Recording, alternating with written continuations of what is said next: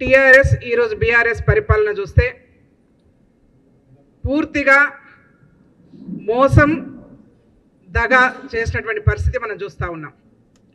10 సంవత్సరాల కాలంలో వీళ్ళు ప్రజలకు ఏమన్నా చేశారంటే ప్రజాద్రోహం మాత్రమే చేశారు.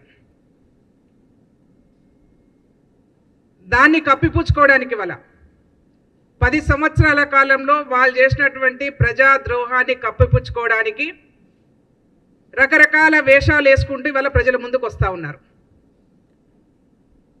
1 సంవత్సరం కాంగ్రెస్ పరిపాలన ప్రజా పరిపాలనలో పొద్దున్న లేస గగ్గోలు పెడుతూ మీరు ఇది చేయలేదు, మీరు అది చేయలేదు అని చెప్పేసి బావ కాకపోతే బామ్మర్ది, బామ్మర్ది కాకపోతే బావ, వీళ్ళిద్దరు కాకపోతే ఇంకోరు పొద్దున్న లేసే రోడ్ల మీదకి వచ్చి మాట్లాడుతూ ఉన్నారు. నిన్న హరీష్ రావు గారి ప్రెస్ మీట్ చూసినాం మేము. రేవంత్ రెడ్డి గారిది 2 నాలుకల ధోరణి, ఆయన చెప్పిన దాని మీద దేని మీద నిలబడని చెప్పేసి. ఇంకోటి ఏది 7 తారీఖు నాడు కాంగ్రెస్ పార్టీ పరిపాలన మీద ఛార్జ్ షీట్ తీసుకొస్తామని. బహుశా కిషన్ రెడ్డి గారు తయారు చేసినటువంటి ఛార్జ్ షీట్ వీళ్ళకి పంపించినాడేమో.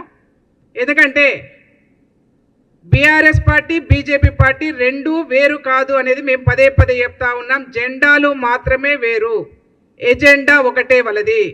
అది కాంగ్రెస్ పార్టీ ప్రభుత్వాన్ని హేళన చేయడం, అవమానపరచడం మాత్రమే వీళ్ళు చేస్తూ ఉంటారు. జెండాలే వేరు వీళ్ళే, ఎజెండా ఒకటే ఎజెండా మీద పనిచేస్తూ ఉన్నారు. బీఆర్ఎస్ పార్టీ నాయకుల ధోరణి చూస్తే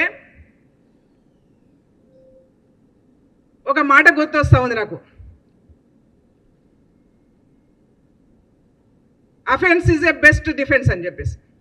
అంటే వీళ్ళు చేసిన ద్రోహాన్ని కప్పిపుచ్చుకోవడం కోసం నోరు బారేసుకొని మాట్లాడే పద్ధతి ఒకటి నేర్చుకున్నారు.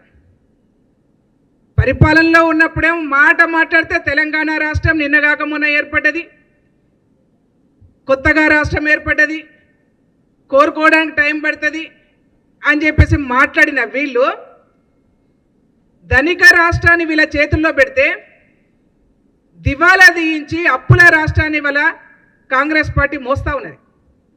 వాళ్ళు చేసిన పాపాలను ఇవాళ మేము కడిగేసే ప్రయత్నం మేము చేస్తూ ఉన్నాం వాస్తవానికి. ఎందుకంటే ప్రజలు ఇబ్బందులు పడుతూ ఉన్నారు. మీరు చేసినటువంటి దుర్మార్గమైనటువంటి పరిపాలనలో ప్రజలు ఇబ్బంది పడుతూ ఉన్నారు. మీరు సంవత్సరం పరిపాలన మీద పొద్దున్న లేసి గగ్గోలు పెట్టి మాట్లాడుతూ ఉన్నారు కదా. 2 నాలుకల ధోరణి రేవంత్ రెడ్డి గారిది, కాంగ్రెస్ పార్టీ దాన్ని మాట్లాడుతూ ఉన్నారు కదా. నేను మచ్చుకు మీ దగ్గర మీకు చూపించదలుచుకుంటే 100 ఉన్నాయి. కేసీఆర్ గారు మాట్లాడినటువంటి 2 నాలుకలు కాదు, 22 నాలుకల్లాగా మాట్లాడిండు. అసలు ఆయన పొద్దునేం మాట్లాడతాడో, రాత్రి ఏం మాట్లాడతాడో, తెల్లారితే ఏం మాట్లాడతాడో ఎవరికి తెలియదు. నేను ఎక్కువ టైం తీసుకోను కానీ ఒక 2 విషయాలు మీ దృష్టికి తీసుకొస్తాను. కేసీఆర్ మాట్లాడినటువంటి విషయాలని